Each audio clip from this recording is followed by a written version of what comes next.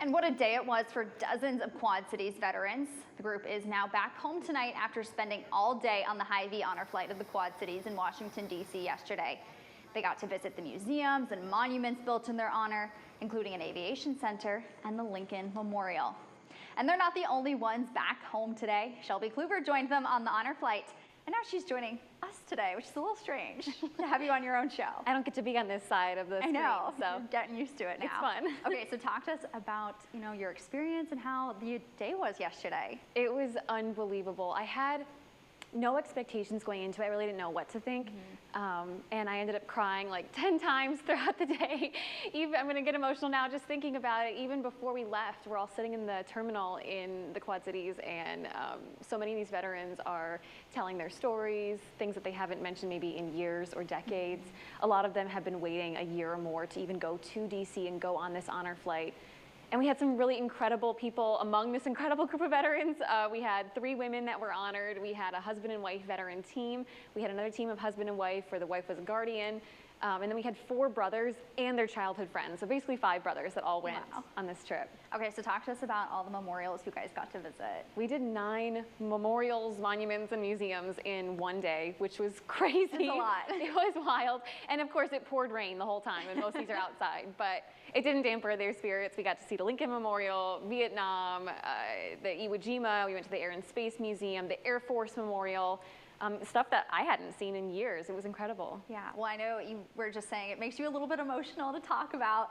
What were kind of those special moments to you? Oh my gosh.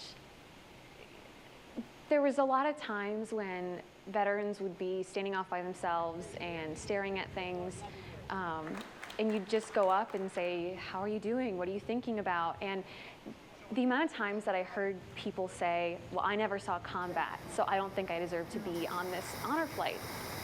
Oh my gosh, it's making me emotional now, because you hear the stories of the sacrifices they made and being away from their families for years at a time, losing friends and their own loved ones in combat. And they said to be in this situation with other people that maybe feel the same way as them, to be with guys that did get to see combat, was so validating and something they hadn't experienced ever before. Yeah, well, I bet it was super cool to just listen to them kind of reflect on their own experiences and their lives.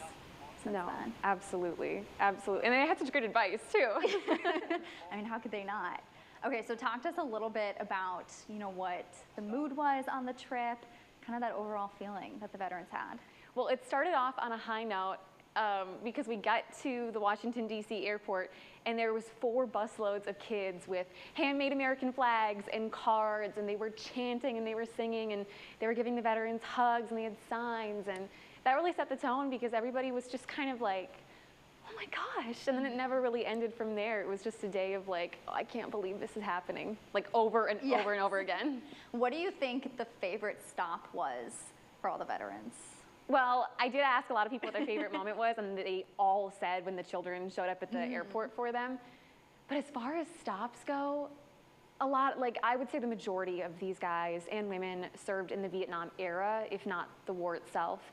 So the Vietnam Memorial was really intense, and that's when the rain was coming down the hardest, and they were out there etching their names and taking in the moment.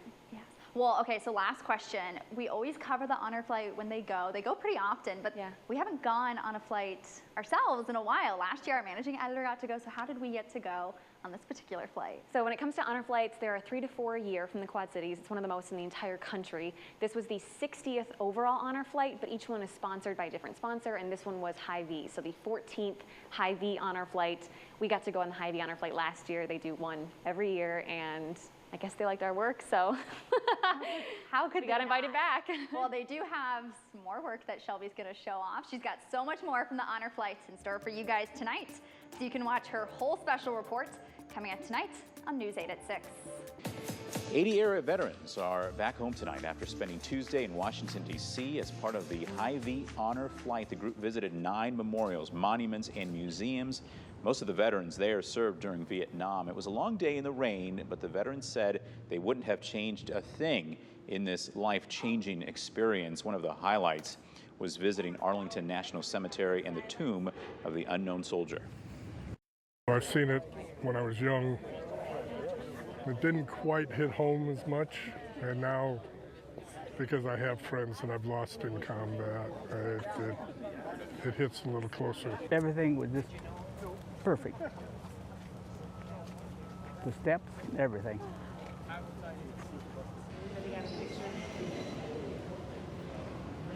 Now, the group also honored 3 women veterans on their trip during a stop at the Military Women's Memorial. They were each given books detailing their service. We'll have more on this day in D.C. coming up on News 8 at 6. 80 local veterans are now home after spending yesterday in Washington, D.C., visiting the memorials built in their honor. Tonight, Shelby Kluver takes us to the nation's capital, where not even the rain there could dampen such a special day. Yeah, you get emotional real fast in here. Time, something there never seems to be enough of. You need a week to go through here. But just for today, It's pretty emotional. time can be turned back to eras worth building memorials for. People forget. Don't cry. For 80 QCA veterans, it was finally time to receive after lifetimes of service. I really didn't think I deserved to be here. It's just been a real honor to be on this honor flight today. I have a few people I know that are etched into that wall. This is a very, very cool experience. In just one day, the Hy-Vee Honor Flight brought these veterans to 9 memorials, monuments, and museums. I'm amazed at the models that they have.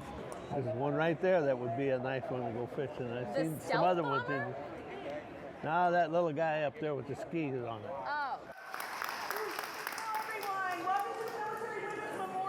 On this particular honor flight, This is emotional for me, this part of it. Marilyn Terry and Rita Roberts of the Air Force and Carol Menke from the Navy were all honored as the only women in this group of veterans. The current generation stand on the shoulders of those trailblazers, such as our lovely veterans here today.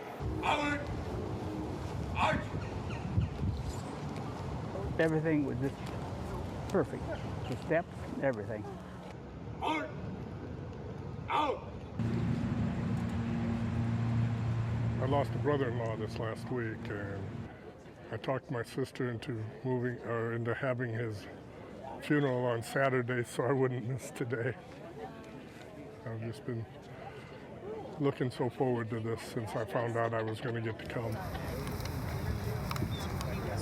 When it comes to the march of time, some loved ones were left behind, but others Kind of nice, as a matter of fact.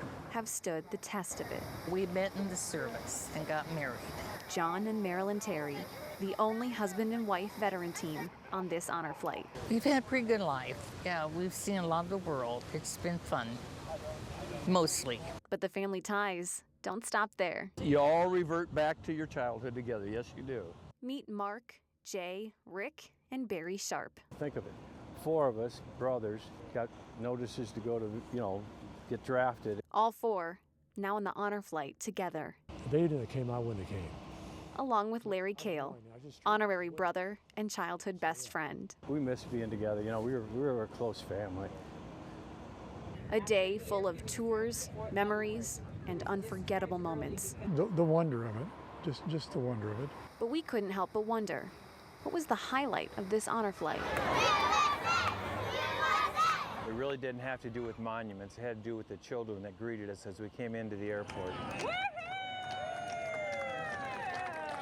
Finally, after lives well lived and duty well served, it's time to soak it all in. It was a once-in-a-lifetime chance to do this. In Washington, D.C., Shelby Kluver, WQAD News 8. And our thanks to those men and women, and of course their families as well. This was the 60th honor flight from the Quad Cities, making this one of the most active honor flight hubs in the country.